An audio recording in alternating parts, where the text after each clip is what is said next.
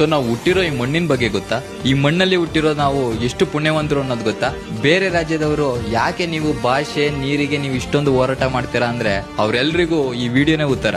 ಭಾರತದಲ್ಲಿ ಅತಿ ಹೆಚ್ಚು ಜ್ಞಾನಪೀಠ ಪ್ರಶಸ್ತಿ ಸಿಕ್ಕಿರೋದು ಇದೇ ನನ್ನ ಮಣ್ಣಿಗೆ.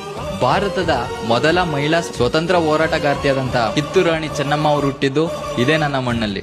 ಭಾರತ, ಶ್ರೀಲಂಕಾ ಮತ್ತು ಇನ್ನೂ ಮುಂತಾದ ವಿದೇಶಗಳಲ್ಲಿ ಇಂಜಿನಿಯರ್ ದಿನವನ್ನು ನಮ್ಮ ಸರ್ ಎಂ ವಿಶ್ವೇಶ್ವರಯ್ಯ ಅವರ ನೆನಪಿನಲ್ಲಿ ಆಚರಿಸುತ್ತಾರೆ ಅನ್ನೋದು ಒಂದು ಹೆಮ್ಮೆ. ಸರ್ ಎಂ ವಿಶ್ವೇಶ್ವರಯ್ಯ ಹುಟ್ಟಿರೋದು ಇದೇ ಮಣ್ಣಿನಲ್ಲಿ. ಭಾರತದ ಮೊದಲ ಖಾಸಗಿ ರೇಡಿಯೋ ಕೇಂದ್ರ ಆಗಿರೋದು ಇದೇ ನನ್ನ ಮಣ್ಣಲ್ಲಿ. ಭಾರತದ ಕ್ರಿಕೆಟ್ ಕ್ಷೇತ್ರದಲ್ಲಿ ಅನೇಕರು ಕನ್ನಡಿಗರೇ ಇದ್ದಾರೆ.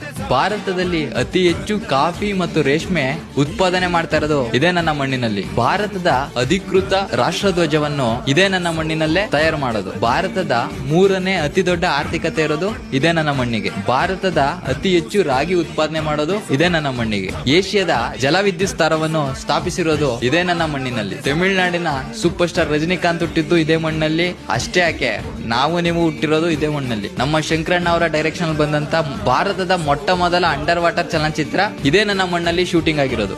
ಜಾತಿ, ಧರ್ಮ ಯಾವ್ದ್ರಿಂದ ಬೇಕಾದ್ರೂ ಬೇರೆ ಆಗ್ಬೋದು, ನಾವೆಲ್ಲರೂ ಒಂದಾಗಕ್ಕೆ ಒಂದೇ ಒಂದು ಟ್ಯಾಗ್ ಲೈನ್ ಏನು ಅಂದ್ರೆ ಈ ಕನ್ನಡಿಗ ಅನ್ನೋದು. ಎಲ್ಲ ನನ್ನ ಸ್ವಾಭಿಮಾನಿ ಕನ್ನಡಿಗರಿಗೆ ಹೇಳ್ತಾ ಇರೋದಿಷ್ಟೇ, ನಾವು ನವೆಂಬರ್ 1 ಕನ್ನಡಿಗರಾಗದೆ ಕನ್ನಡವನ್ನು ಅತಿ ಹೆಚ್ಚಾಗಿ ಬಳಸಿ ಸಂಬಂಧಪಟ್ಟ ಅಧಿಕಾರಿಗಳಿಗೆ ನನ್ನ ಕಡೆಯಿಂದ ಒಂದು ಮನವಿ, ಅನ್ಯ ಭಾಷೆಗಳಿಂದ ಕನ್ನಡ ಉಳಿಬೇಕು ಅಂತ ಅಂದ್ರೆ ಕನ್ನಡ ಓದಿದಂತ ವಿದ್ಯಾರ್ಥಿಗಳಿಗೆ ಅತಿ ಹೆಚ್ಚು ಉದ್ಯೋಗಾವಕಾಶಗಳು ಸಿಗ್ಬೇಕು. ನೀವು ಯಾವ ಜಿಲ್ಲೆಯಿಂದ ನೋಡ್ತಾ ಇದ್ದೀರಾ ಆ ಜಿಲ್ಲೆನ ಕಮೆಂಟ್ ಮಾಡಿ. ಎಲ್ಲಾ ಸ್ವಾಭಿಮಾನಿ ಕನ್ನಡಿಗರಿಗೆ ಕನ್ನಡ ರಾಜ್ಯೋತ್ಸವದ ಹಾರ್ದಿಕ ಶುಭಾಶಯಗಳು.